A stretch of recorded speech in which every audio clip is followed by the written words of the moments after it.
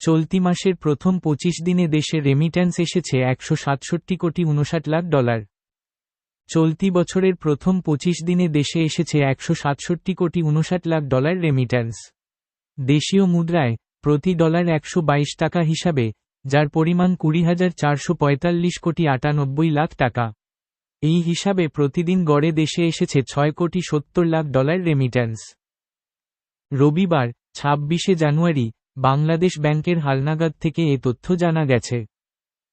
এতে বলা হয়, জানুয়ারির প্রথম 25 দিনে দেশে এসেছে $167,59,70,000 মার্কিন ডলার রেমিট্যান্স। আর গত মাস ডিসেম্বরের একই সময়ে প্রবাসী আয় এসেছিল $216 কোটি। এই হিসাবে জানুয়ারিতে কমেছে রেমিট্যান্স প্রবাহ।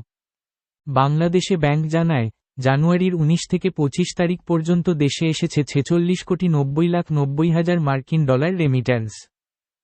পুলিশের কাজের গতি কমার কারণেই আইনশৃঙ্খলার অবনতি, স্বরাষ্ট্র উপদেষ্টা প্রকাশ করেছেন bd-প্রতিদিন.com। স্বরাষ্ট্র উপদেষ্টা লেফটেন্যান্ট জেনারেল অব. মো. জাহাঙ্গীর আলম চৌধুরী বলেছেন, বর্তমানে যথেষ্ট সংখ্যক পুলিশ সদস্য রয়েছে, তবে বাহিনীটির কাজের গতি কম থাকার কারণেই আইনশৃঙ্খলা পরিস্থিতির অবনতি হচ্ছে। রবিবার সকালে কেরানীগঞ্জ কেন্দ্রীয় কারাগার পরিদর্শন ও জরুরি সেবার উদ্বোধন অনুষ্ঠানে এ কথা বলেন তিনি। স্বরাষ্ট্র উপদেষ্টা বলেন, 5 আগস্টের পর কারাগার থেকে পালানো 700 আসামি এখনও ধরাছোঁয়ার বাইরে রয়েছে। যেসব শীর্ষ সন্ত্রাসী বাইরে এসে সন্ত্রাসী কর্মকাণ্ড করছে তাদের দ্রুতই আইনের আওতায় আনা হবে।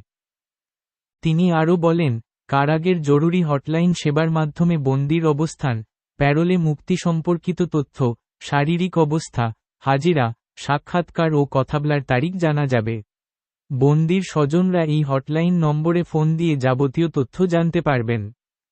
জুলাই-আগস্টে যারা আহত হয়েছেন তাদেরকে এই জরুরি সেবাতে কর্মসংস্থানের ব্যবস্থা করা হবে বলেও জানান উপদেষ্টা জাহাঙ্গীর আলম চৌধুরী। গোপালগঞ্জে সমন্বয়কদের উপর হামলা, 33 জনকে আসামি করে মামলা। প্রকাশ করেছেন bd-প্রতিদিন.com। গোপালগঞ্জ প্রতিনিধি।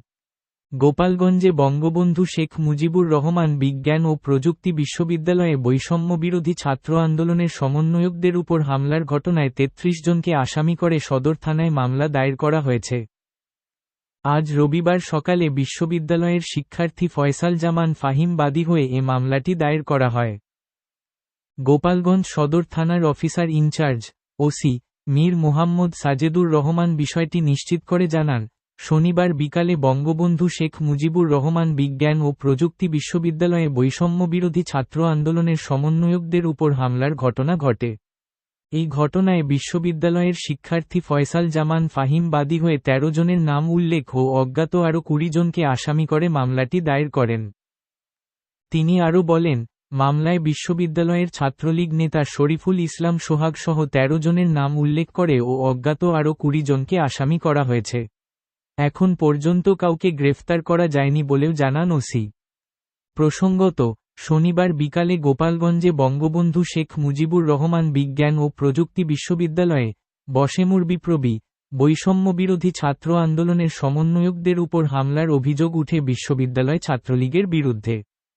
ট্রাম্পের আদেশের পর বাংলাদেশেও ইউএসএআইডি কার্যক্রম স্থগিত। মার্কিন প্রেসিডেন্ট ডোনাল্ড ট্রাম্পের নির্বাহী আদেশের পর বাংলাদেশেও সব ধরনের ত্রাণ কার্যক্রম স্থগিত করেছে United states agency for international development USAID.